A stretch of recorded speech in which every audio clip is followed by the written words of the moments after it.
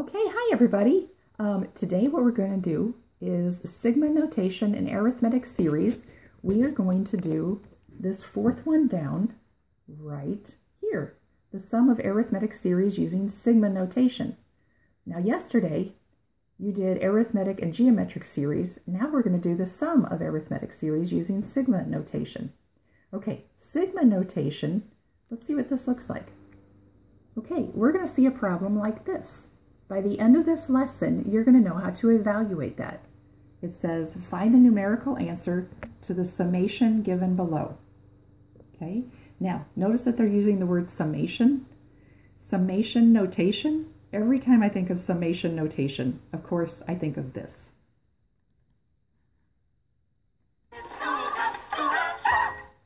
You've been waiting for conjunction junction.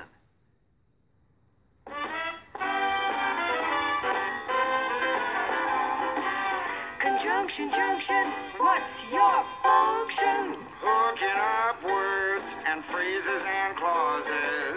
Conjunction junction, how's that function? I got 3 favorite cars that get most of my job done. Conjunction junction, what's their function? I got and, button, or. Okay, anyway, you get the idea. So summation notation, that's what I think of. Okay, let's go back. Here's the Greek letter sigma. Okay, it's what we use for S. Here's their capital sigma. Here is their lowercase sigma. There's their lowercase s, and here's our uppercase s.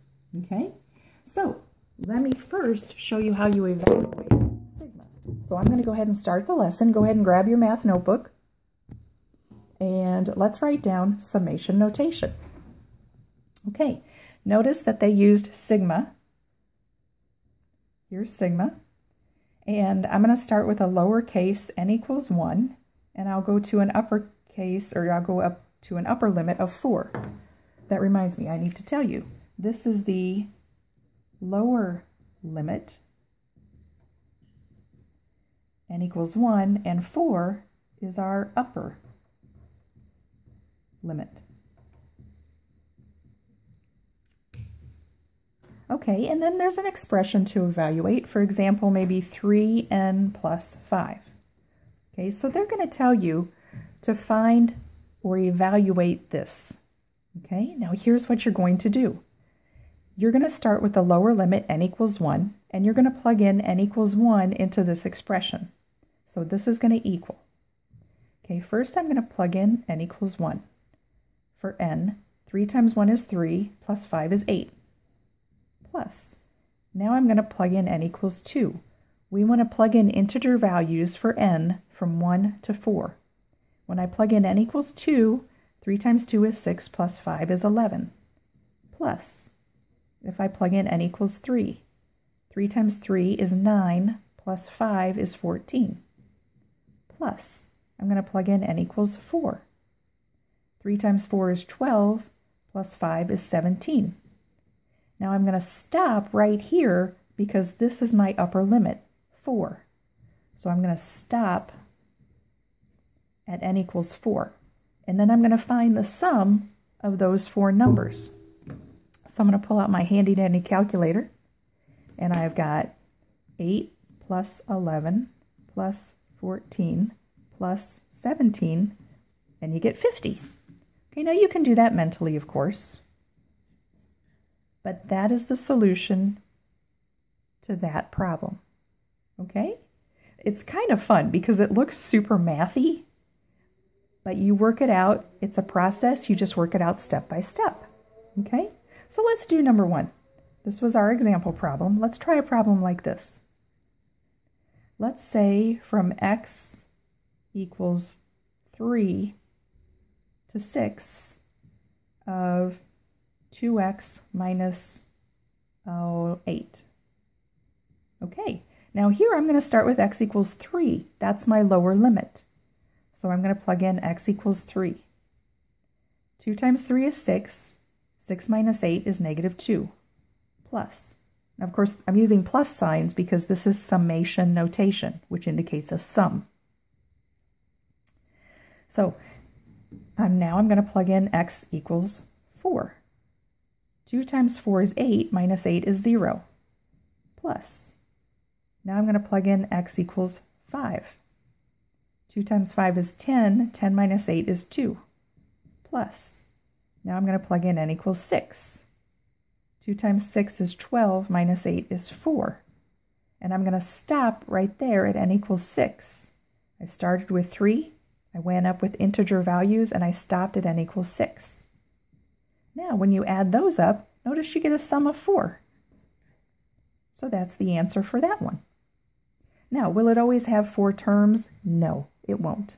Sometimes it'll have fewer, sometimes it'll have more. Number 2, let's say the sum from n equals 0 to 2 of, let's say, 5n plus 3. Here I'm starting at n equals 0. 5 times 0 is 0, plus 3 is 3. Now I'll go to my next integer value, 1. 5 times 1 is 5, plus 3 is 8. Plus, I'll plug in n equals 2. 5 times 2 is 10, plus 3 is 13. Now I'm going to stop at 2. Notice this expression generated 3 terms. So we're just going to add those together and see what we get. So what do we have? 11 plus 13. So that's going to be 11 plus 13. You guys do that in your head. And you get 24.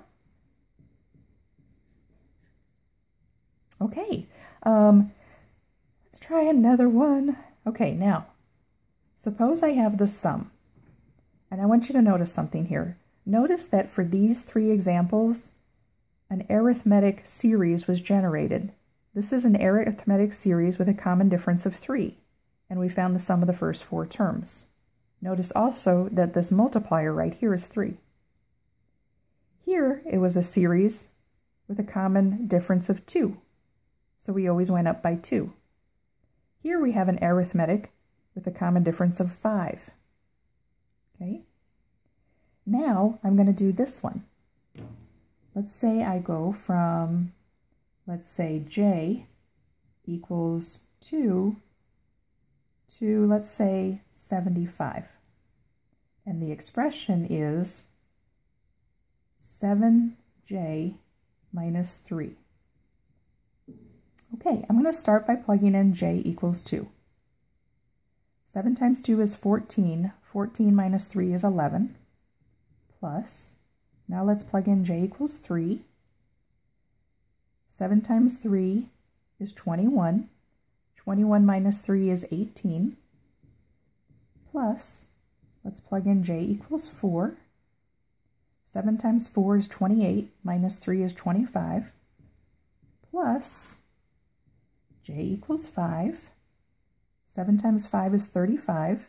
35 minus 3 is 32. Plus, you know what, maybe down here I'm going to plug in where these numbers are coming from. I'm plugging in j equals 2. So I'm doing 7 times 2 minus 3. Here I'm doing 7 times 3 minus 3. Here I'm doing 7 times 4 minus 3. Here I'm doing 7 times 5 minus 3. Okay, now notice I would have to go up to 75. That's a lot of terms to write out. So here's what I'm going to do. I'm noticing that this is generating an arithmetic sequence with a common difference of 7. Okay, so since it's arithmetic, I know that I can use the arithmetic formula for the sum of the first n terms.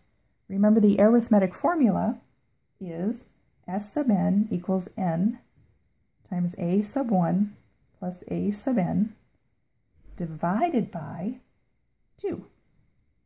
So I'm going to use that formula. So I need the number of terms. The first term is 11. Now the nth term, okay, that's going to be the last term. So I'm going to plug in 75 plus, let's plug in j equals 75. So that's 7 times 75 minus 3. Okay, 7 times 75 is that, minus 3, and I get 522. Okay, now that's the last term of my series. Okay, so the only unknown is n, the number of terms. Now you might be tempted to think the number of terms is 75, but it's not. N, the number of terms, in this series is, take 75 minus 2 and then add 1 because we want it to be inclusive. So do 75 minus 2, which is 73, and then add 1, so we have 74 terms. So that's what n is. So the sum of the first 74 terms is 74 times the first term 11 plus the 74th term. This is actually the 74th term right here. 522 all divided by 2. Okay, so some of you had a question about how I split it up. What I do is basically I'm canceling. I'm making this a 1, and then 74 divided by 2 is 37. So I'm making that a 37. So I have 37 times, and then I have 11 plus 522, and I get 533. Work that out, and we're going to have our answer. 533 times 37, and I get, wow, I get 19,721. So that is the answer to that original problem. So it would look like this. The sum from j equals 2 to 75 of 7j minus 3 is 19,721. Okay, that is kind of cool. That's how you do this. Let's do one more, just to make sure you're understanding this. Okay. Oh, let's see. That's let's do number 4. How about the sum from k equals, oh, I don't know. Let's say k equals 12 to 83 of, let's say, 2k plus 1. Okay, so first I'm going to plug in k equals 12. 2 times 12 is 24. 24 plus 1 is 25. So the first term of my corresponding series is 25. Let's plug in k equals 13. 13 times 2 is 26, plus 1 is 27. Plus, let's plug in k equals 14. 2 times 14 is 28, plus 1 is 29. Plus, dot, dot, dot. Now I can tell that this is arithmetic with a common difference of 2. Let's find that last term. K equals 83. So I'm going to take 2 times 83, and I'm going to add 1.